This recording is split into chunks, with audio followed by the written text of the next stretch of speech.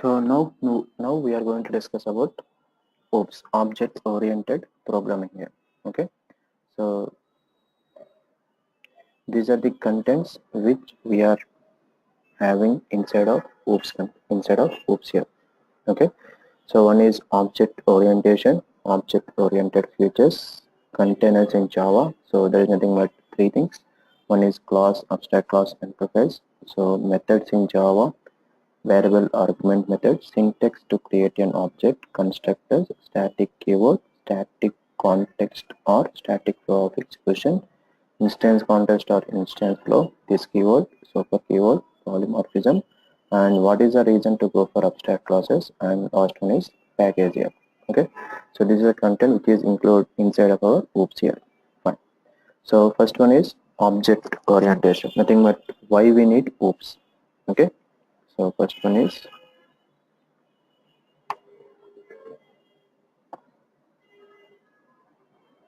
object orientation.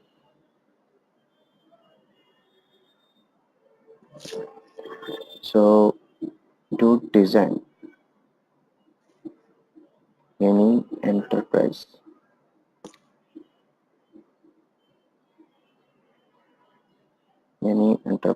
application, we have to use a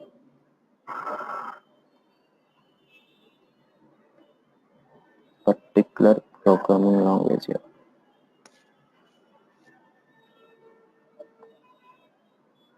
Before selecting a particular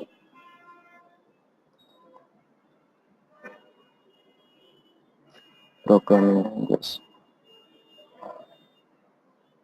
first we have to select a particular type of programming language. So generally, first of all, before going for this respect to OOPS, right? So generally in our real time, I mean in our software development, we are developing some web applications here. Okay, so what is exactly web application? The application which is having some client server architecture. The application which is having some client server architecture, that application we are calling as an web application or enterprise application here. If you want to design like that applications, or if you want to design some web applications, right, so we need to select a particular programming language here. We are having so many programming language here, so depends upon our requirement or depends upon client requirement, we need to select a particular programming language so that we can develop the necessary code for that respect to application. Okay, so if you go for a web application, best example is Google. Google point of view, we are acting as a client, but server may be located at any part of the world, maybe some US, Australia, India, at any part, at anywhere, but we are accessing the transport application here. So that type of application, what we are calling as a web applications here. So let me define how many programming languages we are having here. So there are 4 types of programming languages. One is unstructured programming language. Second one, structured programming language. Object oriented programming language. And last one is aspect oriented programming language. How many types of programming language we have here? 4 types here. So one is unstructured programming language, structured programming language, object oriented programming language, and last one is aspect oriented programming language here. Okay, first of all, let me discuss about what is exactly unstructured programming language here. Okay.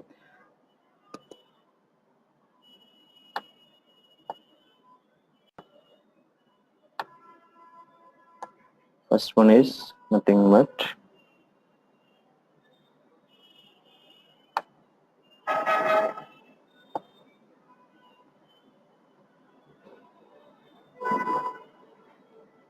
unstructured programming language.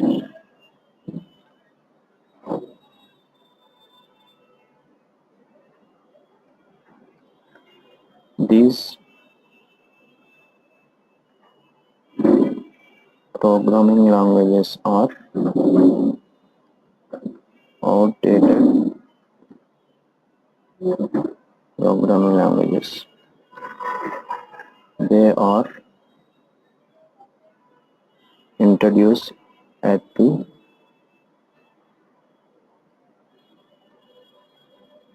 beginning stages of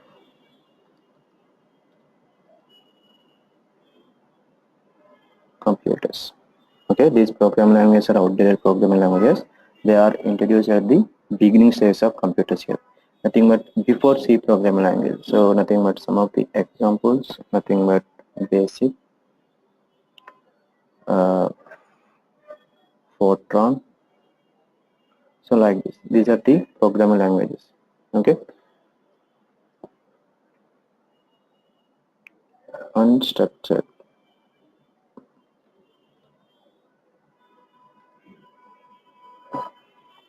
programming languages are not following any structure to design applications. Hence, it is not suggestible in application development. So first of all, these programming languages does not have a specific structure to design our application or to design our programming language. Okay, hence it is not suggestible in application development. Okay, this is the take it as a first point, and second point, unstructured programming languages are using mnemonic codes. Mnemonic codes like add, sub, mul, div, so like this here. So mnemonic codes means, so in our point of view, nothing but if you are going for either C, C++, Java, right? If you want to perform some addition or if you want to perform some operations, right? We're having a well predefined operators, maybe some arithmetic operators, logical Boolean operators, logical bitwise, ternary operators like that, right? But in our unstructured programming languages, if you want to perform some operations, okay, so between some variables, so they're using a concept called as an mnemonic codes. What are the mnemonic codes here? Nothing but add, sub, mul, div. So to design applications,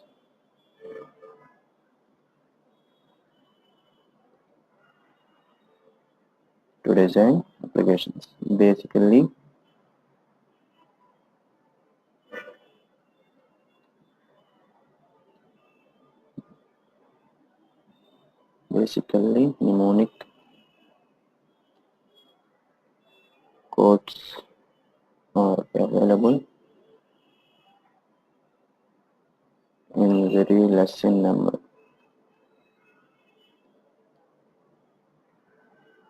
and which may provide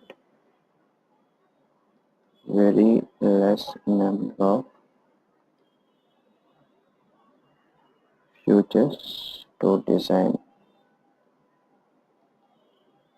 applications. That's it. Okay, this comes under second point. What about third point? Unstructured programming languages are using only go to statement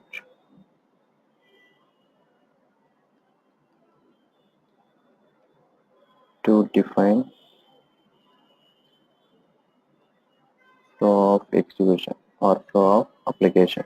Okay, so only go to statement is not sufficient to define flow of execution. Okay, so if you want to know somewhat what is exactly flow is going on. Okay, so where and all this transfer flow of execution is going on from one instruction to other instruction. So they're using a predefined statement called as a go to statement to define the flow of application, or simply you can say that flow of execution here. Okay, and one more point: unstructured programming languages are not following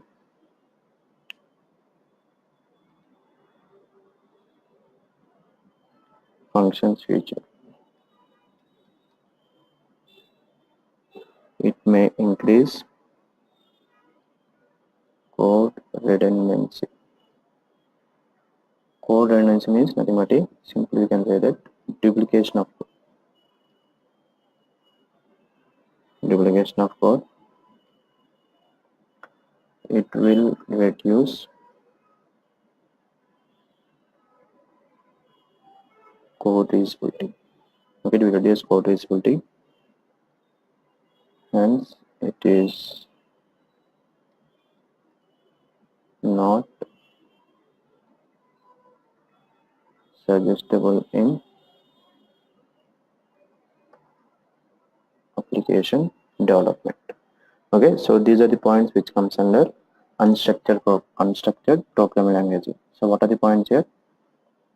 First one is these programming languages we are not using currently in our application development or in our software development here. Okay, so unstructured programming languages are not following any structure to design applications, hence it is not suggestible in application development here. First of all, it is not having any predefined structure, okay, to design our applications here. And unstructured programming languages are using mnemonic codes. So mnemonic codes means nothing but add, sub, mul, div. These things comes under mnemonic codes here to design applications. Basically, mnemonic codes are available in very less in number, and which may provide very less number of features to design applications here. Okay. So this mnemonic codes means if you want to perform some operations, okay, some operations on the two variables, they're using a concept called as a mnemonic codes. Fine. And unstructured programming languages are using only go-to statement to define the flow of application or flow of execution here. Only go-to statement is not sufficient to define flow of execution here. Okay.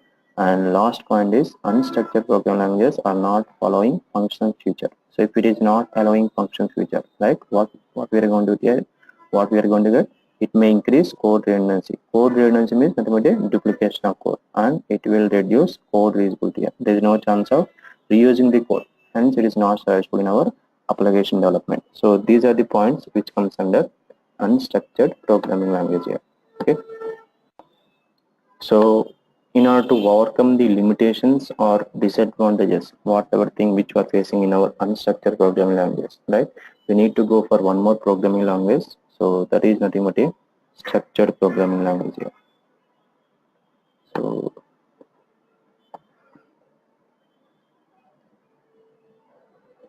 structured programming languages.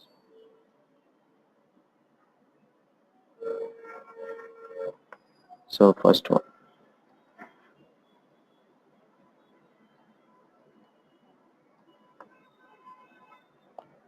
structured programming languages are very good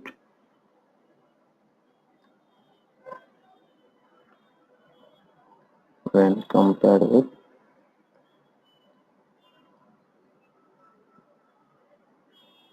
unstructured programming languages. Structured programming languages are very good when compared with unstructured programming languages. because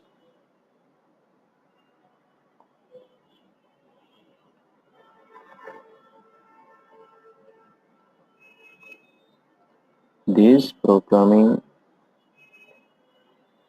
languages are not outdated programming languages which are in use at current application development. Okay, so these program languages are not outdated program languages which are in use at current application development here. Okay, these programming languages are using high-level syntaxes. These programming languages are using high-level syntaxes. Nothing but simply you can say that a predefined, well-formatted syntaxes here. Okay, so these syntaxes is a standard syntaxes here. So compulsory we need to follow. If you are violating any syntaxes, right? Definitely you're going to get some compile time errors here. Okay, and fourth one, these programming languages are using more number of flow of controllers to define very good flow of execution. These programming languages are using more number of flow of controllers to define very good flow of controllers here. More number of flow of controllers is again nothing but a syntaxes only. But suppose if you go for if syntax, right? If else. If that respective condition is true, if block is going to execute here. Otherwise, it is going to execute else block. So based upon this respective syntaxes, even we can define, we can know the easily whatever the flow of execution is going on in our current application. Okay. And fifth one, these programming languages are using functions feature to improve code reusability. So I think but they are using a concept called as a function feature so that we can easily nothing but no need to write again whatever the code which you require here. Okay, so just by using this respective function feature, so easily we can improve the important feature called as an code reusability. Existing code simply we can use here, no need to rewrite once again. So these are the points which comes under structured programming language here. So what are the points? First of all, structured programming languages are very good when compared with unstructured programming languages because these programming languages are not outdated programming languages which are in use at current application development here. These programming languages are using high level syntaxes. So high level syntaxes means, so what are the syntaxes which are maybe some if else, if else, maybe for loop, while, do while. Okay, so these things here, syntaxes meant. Okay, these program languages are using more number of controllers to define a very good flow of execution. These program languages are using function feature to improve code reusability. So these are the points which comes under structured programming languages here.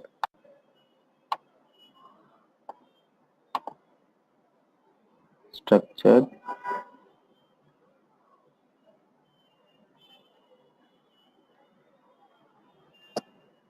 programming languages are not good when compared with object-oriented programming languages. Structured programming languages are not good when compared with object-oriented programming languages. Okay, so what are the features which is not good when compared to object-oriented programming language? First one, modularity is not good in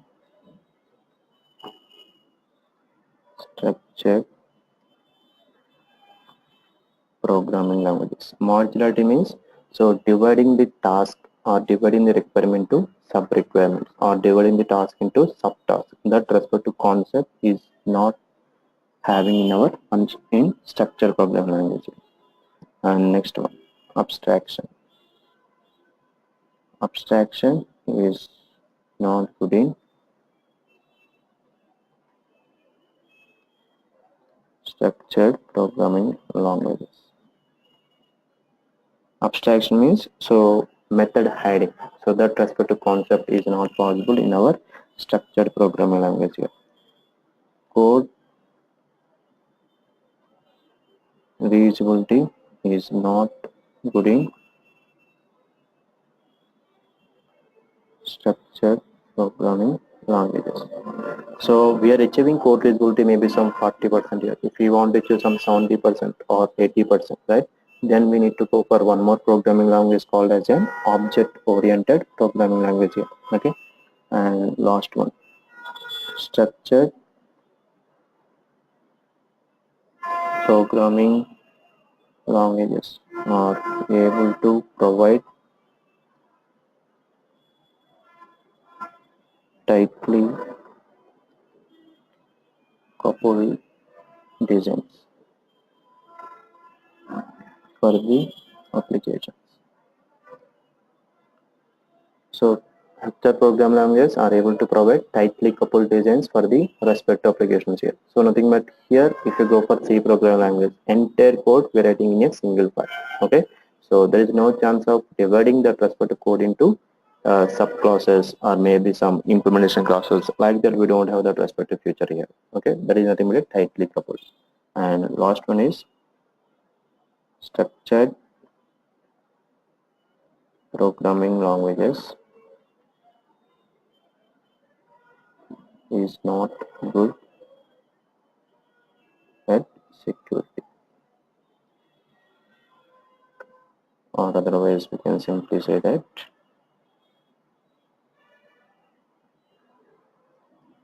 security is not good in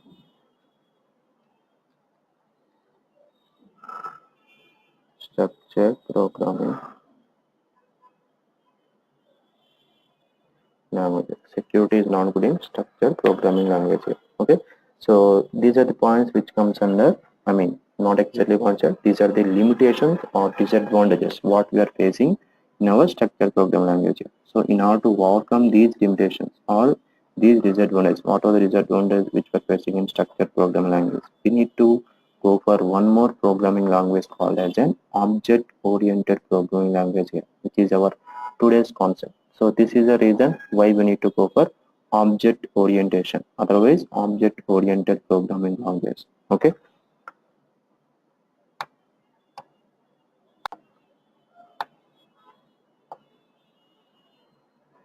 object oriented programming language, which is our next programming language.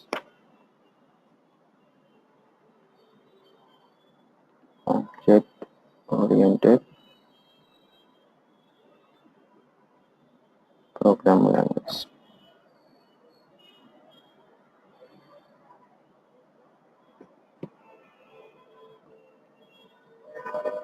Object oriented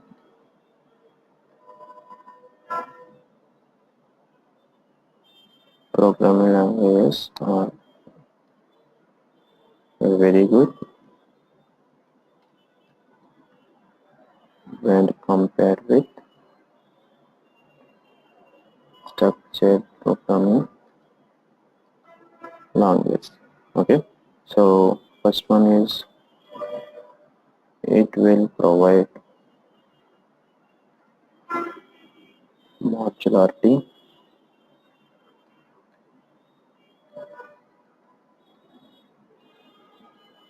it will provide abstraction,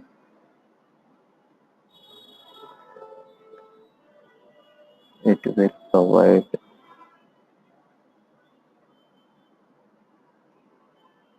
code reusability,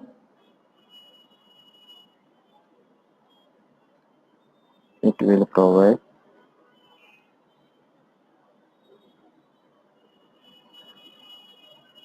lightly coupled applications, and last one is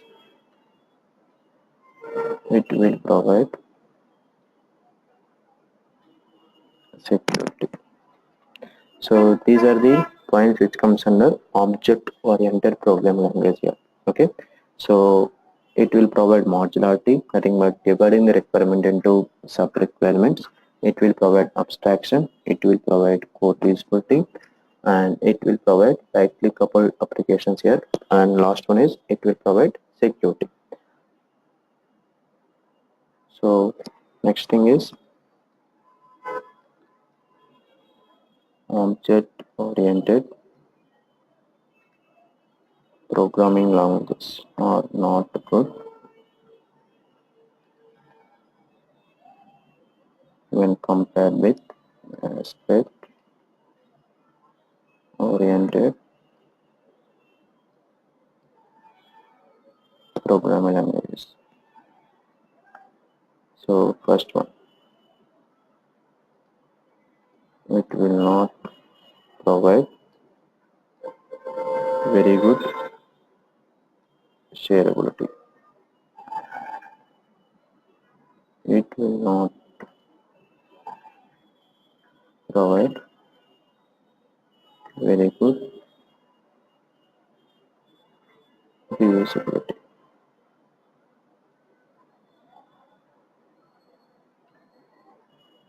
It will not provide very good loosely coupled applications. So these are the things which are achieved in our object oriented programming language. Maybe some 70 to 80% here. So if you want to achieve some 100%, nothing but some shareability, reusability, and loosely coupled application, right? Then we need to go for one more programming language called as an aspect oriented programming language here. Okay. So till now, based upon aspect oriented programming language, one programming language exists. We don't have here till now. Okay. So nothing but here my point is, for suppose based upon oops, right? One programming language exists, maybe Java. You can take it as a or .NET. Okay. So like that, based upon aspect oriented programming language. So till now we don't have any programming language exist here, but only frameworks are built based upon aspect oriented programming language here. Best example is Spring. Whenever if you are learning some Spring, so they're going to mention one point here. Spring is a loosely coupled framework or lightly coupled framework here. Why they are calling it a lightly coupled framework here? Because the framework itself is designed based upon aspect oriented programming language here. Okay, framework is different, programming language is different. Programming language is either respect to programming language in order to design our applications here, but framework is a different thing here. We need to write some code. That thing comes under programming language here. Okay, so here what are the limitations which are facing in our object oriented programming language? Easily we can overcome in aspect oriented programming language here. That's it. Okay, so these are the first concept which comes under object orientation. Okay, that's all.